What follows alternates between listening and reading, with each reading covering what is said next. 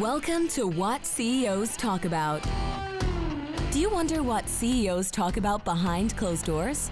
How they bring their vision to reality? How do they overcome and succeed through adversity? We share that and so much more with each episode. Now, let's get started with the show.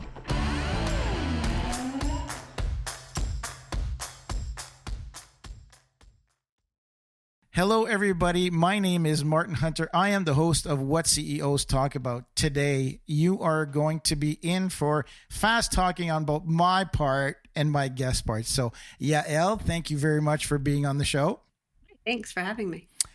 Yael, can you tell us who you are, your full name, what do you do for a living, your company, and all that good bit?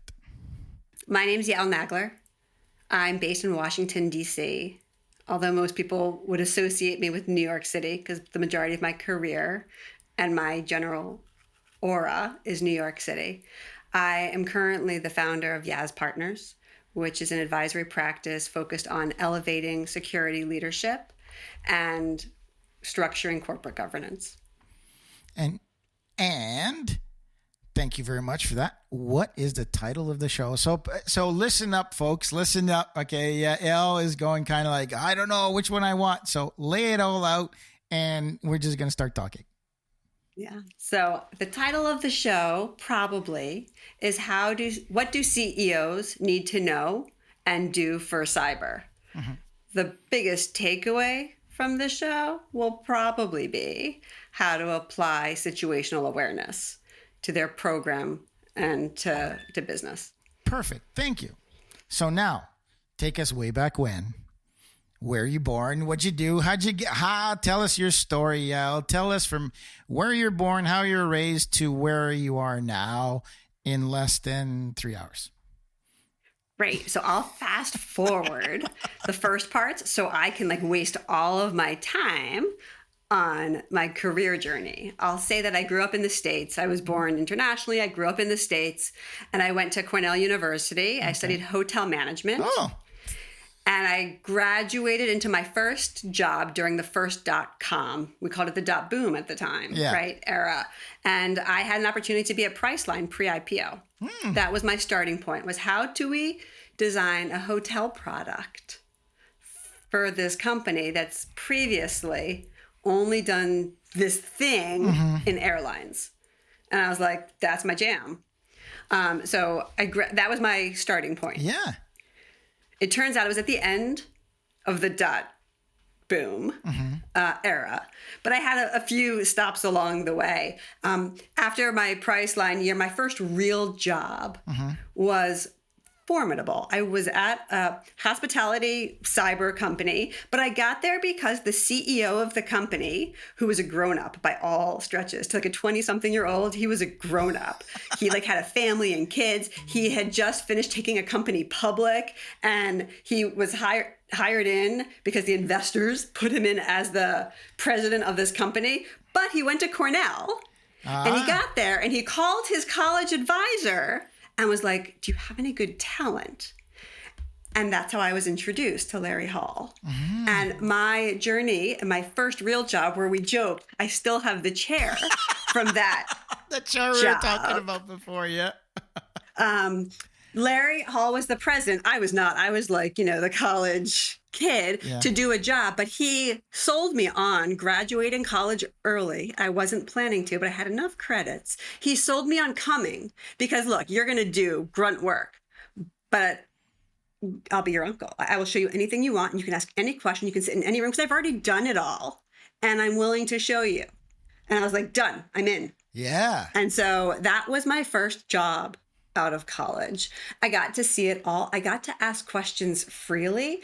I didn't realize that I was also receiving the best apprenticeship for the job I would have in 20 years. I learned how to just do business. I wasn't hampered by levels, and it was just that kind of energy. Yeah. That was phenomenal. My next important career role, well, I guess after I left there, I did my own startup for a little while. Of course, Larry Hall, was the first investor in that. It was great, but I got to have an experience. Larry was always my mentor. And then awesome. I went to the big company that I interviewed with at Cornell, which I thought was just the silliest interview ever, because it was at the time when the best place to go for Ivy Leagues, if it wasn't Wall Street, it was consulting. And so I was interviewed by this company, Andersen. And I was like, well, and I went all the way through the interview path because I wanted to go to the steak dinner. And like, I was like, I will win whatever interview it is to go to that fancy dinner. And I did. And then I respectfully declined like right away. I didn't even wait to the end of the, like, wasn't going to go there. But I now, because I thought it was silly. Did you finish the steak first?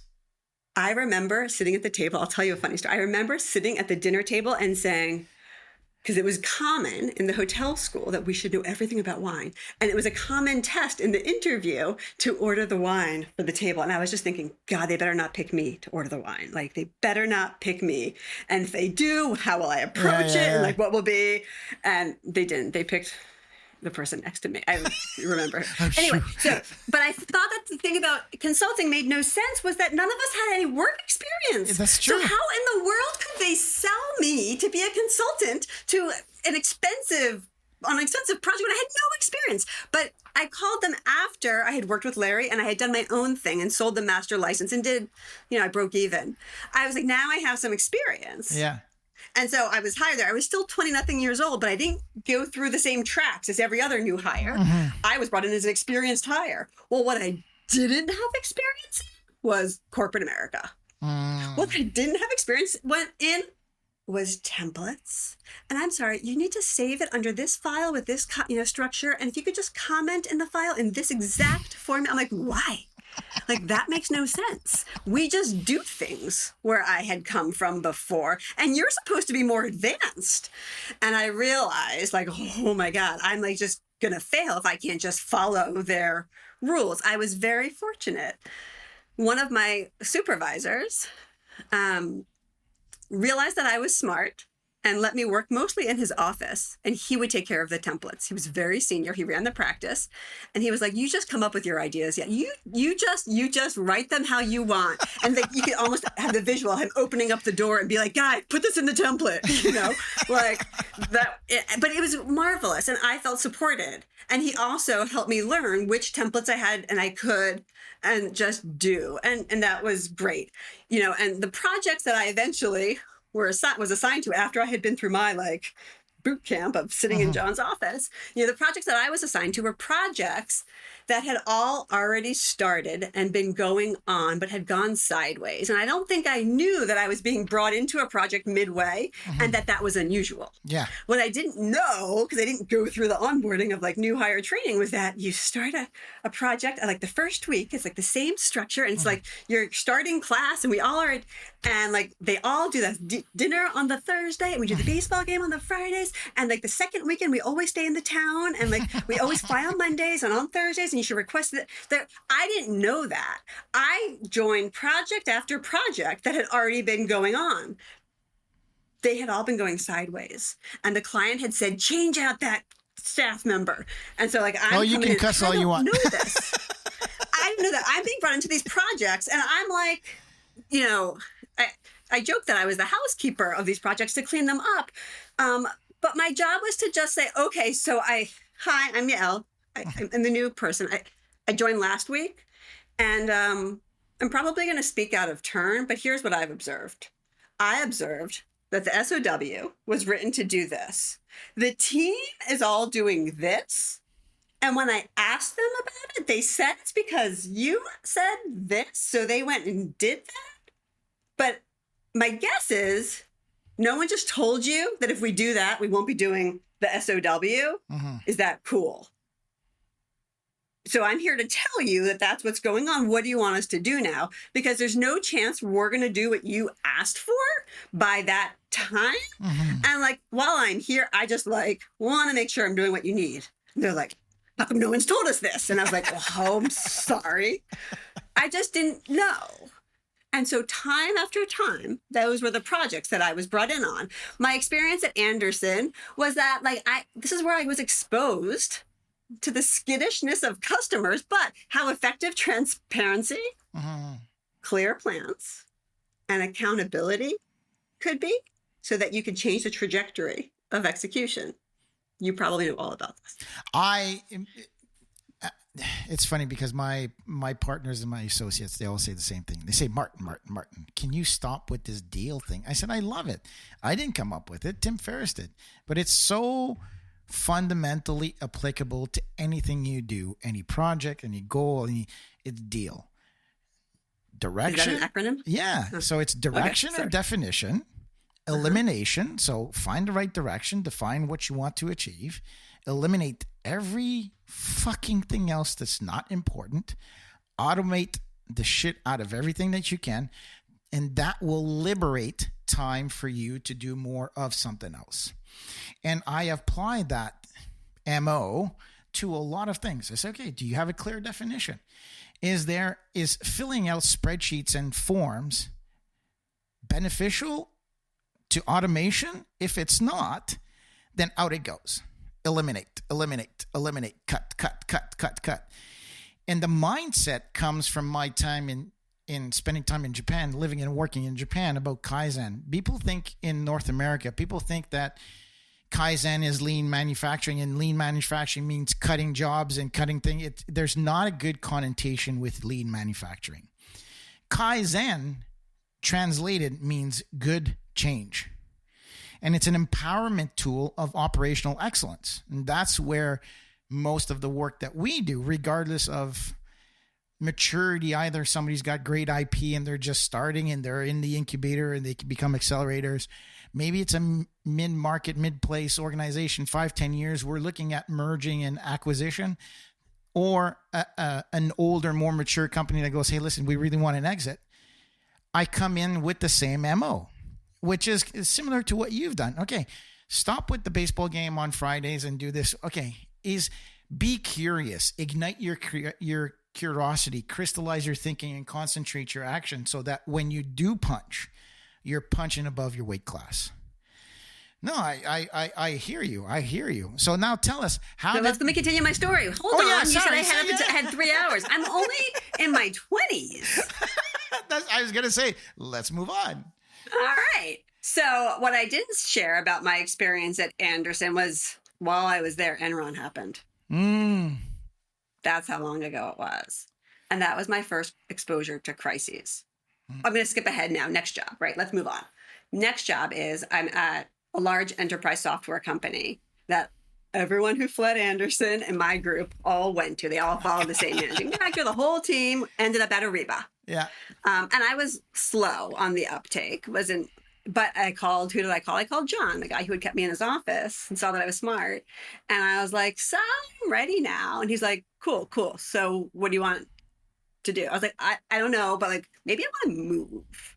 Mm-hmm. And I was in Atlanta at the time. And he's like, well, we could place you in Atlanta, New York, or LA. I was like, well, I'm never going to the West Coast.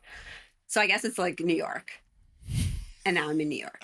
And I'm in New York at Ariba, at Enterprise Software. And I was there for a number of years. My first role was in client strategy. Like I would go learn and talk to and figure out and be like, oh, well, if you could just do da-da-da-da-da, you know. And then, because that's my jam. And then I eventually became pre-sales because turns out it's more profitable if I can do that in the selling cycle because it just closes deals. So I was just in the pre-sales and I would like listen to the AP and the controller and the vendor. And I was like, so is what you're saying really this? And you want this, but you are this. But what if we just could do this? And they're like, well, nothing can do that. I'm like, oh my God. So she's going to show you exactly that. I will speak over and pre-sales, which was great. Totally my jam. And like one of the sales people left and I had an opportunity to take on like a great book of business. I had been supporting him in that industry for some time. And it was he taught me sales because I was his pre-sales person because that was like the relationship. But I'm still 20, not very old. I had short, spiky hair. No way. But I was a whippersnapper. And so he just taught me things. Mark DeLuca told me about his grocery shopping list on his refrigerator with a whiteboard. I will never forget that. But he also had org charts. And he knew everything about the large companies because he cared. He was just interested. I learned sales. Anyway, he left. I became a salesperson. And holy smokes, I hated it because people didn't believe me anymore. I was no longer that I can solve your problem. Now I'm selling. And they're like, everyone says that. I'm like, what do you mean? I just said it to you like last week. But I'm the salesperson. And I didn't like the practices of sales. And I didn't like having to overcome that hurdle of trust. It was a hurdle too high for me. Anyway, I promised myself I would make quota because you don't get to quit until you can say that you've done it. In my first year, I made quota. And I don't know if anyone there knows, and they might learn it, right? But I quit on my birthday. I've always wanted the job. And I quit, but I couldn't do that. They were great to me, but I did. I quit on my birthday. I didn't have the next job. Let's move forward. What I learned there was how to build trust and integrity into execution. I learned how to succeed in sales. It turns out I didn't want to succeed in sales. So fast forward, I was selling into financial services. And one of my clients was the very few women who had a very senior role because she was a little whippersnapper. And she took the meeting with us, evidently, because I was there or I was just lucky in the right room. Who knows why I was there? And she was at Bear Stearns. She hired me to come into Bear Stearns, and I was psyched. Now I'm in financial services. She told me like what I had to wear and how I had to grow out my hair. That was when I grew out my hair because her advice was, so that was fine for startups, but now you're in the banks. You're like, we wear suits, right? And it was great, but I worked for and I thought that I was going to work for her. And turns out she had left just as I arrived. Oh, no. I was going to work for her boss, so maybe I was part of her backfill, but I didn't know. Anyway, I was there, and, 6 months later, the financial collapse occurred. But my responsibility was in the non-IT spend world. So we had billions of dollars of spend. And so when the conversations were happening around the table, how do we save money overnight? I was privy to some of those conversations and had suggestions. I wasn't scared of crisis. I had seen other things. I also didn't know how banks work. I didn't understand that you're a grunt until you're not a grunt. And you don't get to not be a grunt unless someone tells you. You may speak up and come. I just would go I was like, well, I'm supposed to do this, right? So it seems like I could be helpful here. And I had this amazing experience now in crisis management and being in the room. Fast forward, next role, the woman who brought me in called again this time. She's at BlackRock. And she said, hey, so there's a role. And I remember the conversation where I was like, I did this once before and you weren't there. Like, that's not cool. You burned me once there, lady. Yeah, not cool. She's like, no, I'm not going anywhere. Anyway, I won't tell you about all my roles there. I had a variety of roles. But after almost 10 years, I had also spent many years, my final roles were in cybersecurity. BlackRock was where I learned cybersecurity truly. The domains around cyber, how to manage it, the programs from a tactical execution perspective, because I needed to understand what it meant to have, a SOC and a CERT and every acronym I needed to know, like all of it. And I understood the execution challenges of cybersecurity and the friction of cybersecurity and the importance of cybersecurity. I also was able to add value because of my approach, right? And my ability. I want to come back to so thank you for getting us to cybersecurity. I think there's a valuable lesson for the listeners. And what you have demonstrated is that the value of experience. And so when you hire somebody, we always hire for attitude, skill, knowledge, and experience in that order. And usually you'll see a job description saying experience 20 years plus, knowledge in this, skills in that. And then at the end is attitude. And what you're telling me is that inadvertently or on purpose, everybody that has hired you in one way, shape, or form was always about hiring you for your attitude, your ability to problem solve, your ability to be, like you said, a whippersnapper, about turning things around quick. And I think that there's a lot of value if you're on that path. Identify people that can bring that education to you. And if you're on the older side of things, then do that. Bring somebody up with you. Identify somebody that you see has got the right sparkle or twinkle in their eye and bring them up with you. Because I think, Yael, a lot of your successes come from that trust that willingness of your, and I'll use the word mentors for broader terms, the people who brought you with you, they saw that you, even as a young person, could add a lot of value to what they did and really embraced you and said, come on, I'll show you a few tricks. And I think that building that relationship is transformational, not just for the individual who's coming up, but for yourself as a teacher as well. There's a lot of value in that. So I think, sorry for interrupting, but there's a lot to unpack there. I actually want to react to that. I think that to the extent that someone is challenged to provide apprenticeship to somebody else, to be the teacher, that is where they do level up because they're forced to articulate their own framework and give structure to intuition. And when you provide that, you become better at your own craft because you are thinking about it differently. I think that, so I really agree with what you're saying. In my case, when I think about how I got to each of those opportunities, every boss everyone who ever hired me, I should say, hired me because they knew me and had experienced me before. No, but I never got a job where I wasn't already known. And the value of that was that we had each other's context. I knew how to ask questions of that person or how to convey why I wanted that role. And they knew how to get me to react or to teach me or in some other way to interact with me because they knew my context. And so maybe this could be where we thread that needle to situational awareness. Da, da, da, da. Right? Because that's it. That's it. And so like that is the jam. And so the question is what's situational awareness? And I would say it's three things. Go ahead. It's knowing your environment. Yeah. Knowing the people, and then knowing your role or how you fit in. And so if you know those three things, presumably then you can adjust and refine how you interact with it. I think it's very hard to know how you do it. You know, what do you look for? What do you ask? What can you ask? People talk about corporate culture, and that's hard.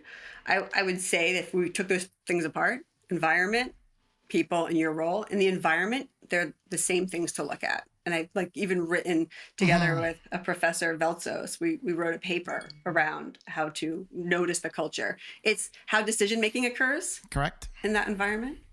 Who's involved, how many, there are many components. We won't go into them. Yeah. It's how that company communicates. It's how governance occurs. And it's how rewards and recognition happen. Agreed. Is it public? Is it private? Is it financial? Is it, with bigger, whatever.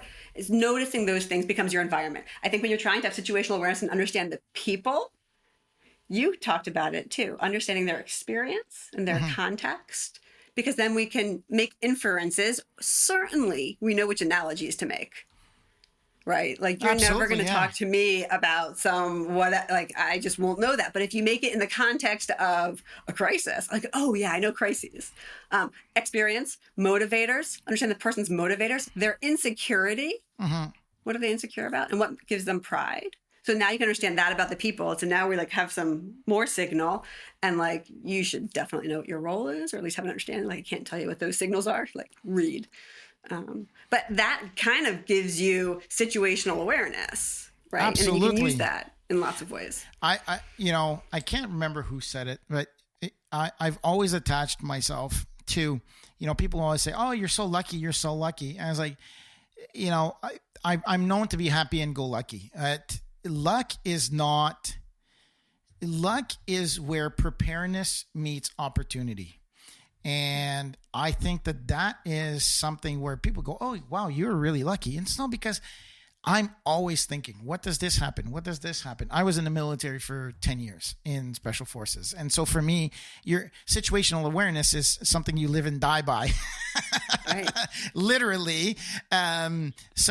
The OODA loop, all this comes from it. And so you kind of go, okay, well, am I ready for this? Yes, absolutely. And you make that decision of going together or not. And going together, I think, Yael, you mentioned it, knowing your team properly. What are they afraid of? What are they not afraid of? How do you speak as a leader? I mean, for me, five C's, but also one of the things that enough in situational awareness, especially with people, because we're not in the age of robots and or AI is not completely out there. Well, I mean, I shouldn't say that because I've got a bot talking to a bot in our marketing team for saying, yes, I want the bot LinkedIn, and it just drives me nuts. But anyways, fundamental situational awareness of understanding people, of saying, when you think about people, they always thinking, can you see me? Do you hear me? Do I matter? And I think that kind of brings in that context of safety that you've put in that situational awareness. Sorry, I'm just going to close the brackets. No, I think that you're right. And I love all of your acronyms and that you're able to call them all. I'm familiar with them all as you say them, I would then just say yes and create your conclusion for you, which is to say, and that accelerates trust. Yes. And it forms bonds. I would add to your luck calculation. Yes. So you said luck is preparedness plus opportunity. And I would say that is something, but the different sprinkle of luck and why you might have more of it than someone else is perhaps your own audacity. So you're prepared. There's an opportunity and you're willing to go, right? Like you're willing. So true. That's willing the to difference, go. I Yeah. think. I'm writing this down. You can call it audacity or confidence, right? But I would say that's what people are missing when they try and understand luck. It's all right. It's all right. So how does all of this connect? Because I mean, for me, as CEOs in security. That's my. So I'm preparing. I'm opening it up. Right. Yeah. We do a lot of deals. We help organization with accelerators. We help mid-sized organizations with mergers and acquisitions, and we help more mature organizations with having an extraordinary exit. Tell me, how important is cybersecurity in 2022 as we move forward? And how does this conversation about situational awareness and cybersecurity connect? Important it is? Pardon me? My first answer is, you asked how important is it and where does it fit in? And I would say that the answer depends on your situation. Okay.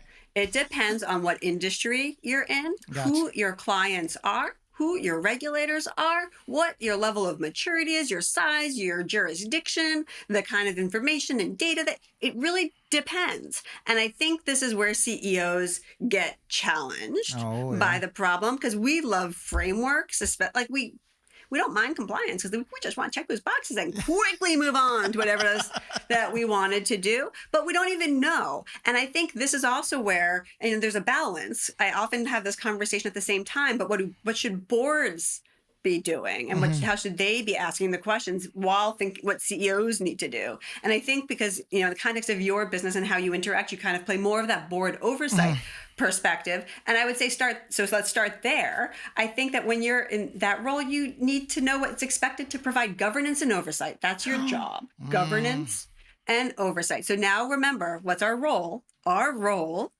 is to provide, right? My three things. You can know the environment, you can know the people, and you can know your role. Here we're on the board. Our role is to provide governance and oversight.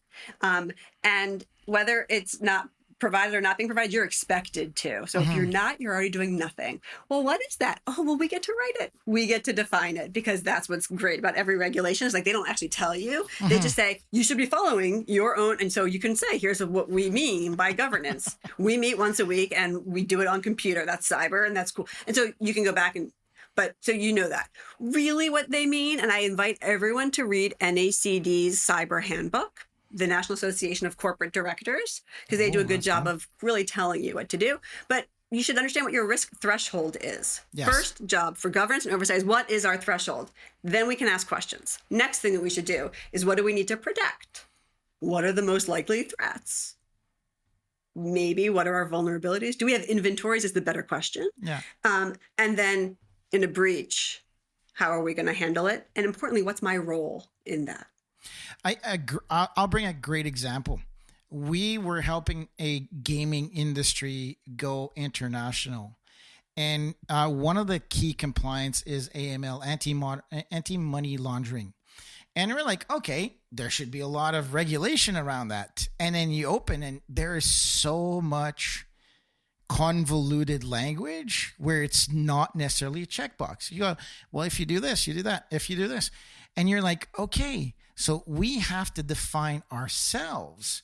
What is our governance? What's that risk tolerance that we're able to connect? And then it really went back to operations. We'll say, well, how much money can we hold if somebody does this one-time payment and it really went down into the operational. And that's where we came in with the operational excellence. It's really saying, well, you have a governance and you cannot get your bank to agree unless you get your AML certification. That AML certification is done by a third party who will test your systems.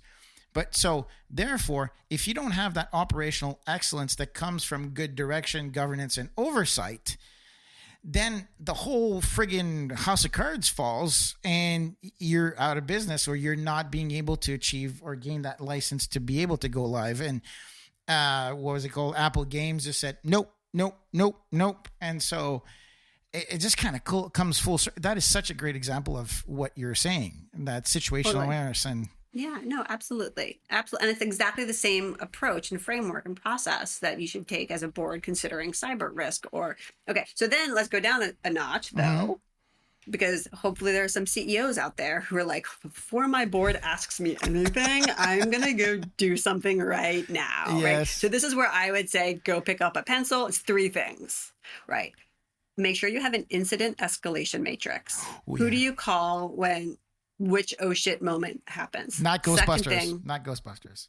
well, maybe if it's like the ghost bot, from have a definition of material, because that's when your board gets involved in a material So incident. speak a little bit more about that, because I don't know what that definition of material is. So it's a very legal term. Okay. I often would suggest that you go to the regulators to see how they describe it.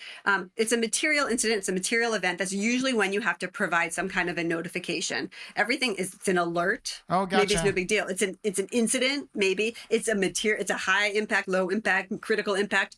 The regulators don't care, because that's your own definition of low, medium, high. They're just going to say, let's all agree. You tell me what material is. Oh, gotcha. Because you can say, it can be critical, but it's not material. Gotcha. And you're fine, but you should have material. And my piece of advice would be to consider, what are the levels of harm? At what point does harm get introduced? Gotcha. Because it would be really hard to say that some harm was introduced and it wasn't material. That's a great gauge sometimes. Gotcha. So your CEO, 3, we did 2. Yeah. Incident escalation matrix, definition of materiality, and then what's your risk management approach? Yeah. So that's a little bit deeper, but those are the 3 things, right? CEOs go do now. I would say the one thing that a lot of people, when we think about pillars of business, we have 6 pillars of business that we always, when we assess an organization for their ability to be ready for the next level, we call it an ORA, operational readiness assessment. It covers 6 components: governance, growth, people, operations, economics, and the last one is risk. A lot of people go, what? Risk is its own quality? I say, yeah. Think of PAIR, people, assets, people, environments, assets, and reputation, right? You think, and you go, well, cybersecurity is how do you protect your digital assets, your economics, your finances, your IP from a digital or cyber attack. It's no different than putting a fence around a processing plant. It's no different than putting the paperwork in regards to protecting your IP and your copyrights in different states. I find that sometimes a lot of boards and CEOs are so afraid of cybersecurity because they think that it's something that's, that NASA does. I don't know. I hear you. I would say cybersecurity is the practice of making or facilitating decisions with imperfect information. I don't think it's up to, and I think this role is shifting because it's so all encompassing. Some people do need to tune and define the protections and controls. And that is, my analogy for that, I think, is perhaps a little bit refined from your fence. I would say this is why cars have brakes. We have brakes to go fast. Without brakes, we couldn't go fast. So we have brakes to go fast. And we have security controls so we can go fast or innovate or do whatever it is our business and still is. stay safe. And still stay safe. It's measured. We're making a decision with imperfect information. We don't know what kind of road they have in that state, but we'll just take our trusty car. Oh, that is such a beautiful analogy. That's gorgeous. Right? That Yeah. is gorgeous. Because that demonstrates velocity.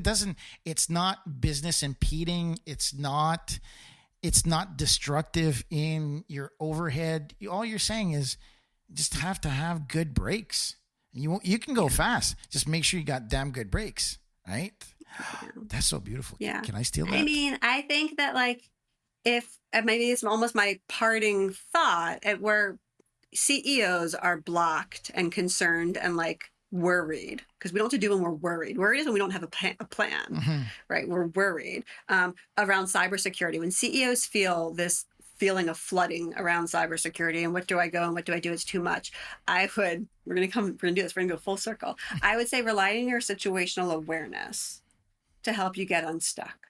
Oh. Who are my customers? What do they need? What is my business? Who's my organization? What are my people? Go through the same things, the environment, the people, and what's my role? And that will help you get unstuck from what you need to do from a cybersecurity perspective. That is so beautiful, because that is so applicable. Because when we go into business, we look from financing to exit. We look at operational excellence in the whole, and as a whole, pardon me. And the one thing that what you had mentioned about situational awareness is we help organizations see, deliver, and improve customer value flow, or the flow of value to the customer. And that flow can change like a river, because what you've got today, let's think of Blockbuster, right? Their value to the customer is great. They were so fixed and did not want to adjust. They did not have that situational awareness to say,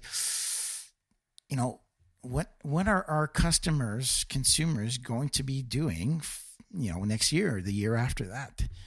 That is full circle. I'll even go one more step. We should probably cut it. You can cut this out, editors. But my one full step circle on Blockbuster is, I told you I paused and I built my own company. Yeah. And it was to apply pricing strategy that I learned at Priceline to other similar industries, which included, at the time, rental. Because it was the same cost to rent any of it. And I was like, the Matrix is worth so much more in its first week. And we created length of rental differentials, different pricing. And that was my jam. I did it in a few spaces. So full circle would be, I know the Blockbuster business. So. All right. Last question. Yes. All my guests, what's the piece of material, reference, book? For me, I've got a movie called Master and Commander that I lean towards leadership. I always refer back to that. And kind of old school 7 Habits of Highly Effective People, First Things First. Those are the things that I refer back to even after 30 years of being employed and working in the business. What are yours? What's the reference material you always go back to? I will say, I feel like all you podcasters have this signature question. And so I quickly was looking at your podcast and I saw a friend of mine, Dee was recently, and I was like, oh, she's so good. So I just fast forward to keep hearts to be what's the flow going to be like? And I know I got a chance to prepare for this. I would say there are 2 books that I love the most. Mm-hmm. One is The Little Red Book of Selling. Oh, Jeffrey Gitomer. I love The Little Red Book of Selling. Oh, I love it. Love it. Love it. I love it. It's and my second favorite book is 100 Tricks to Appear Smart in Meetings by Sarah Cooper. Oh, shit. I got to read that one.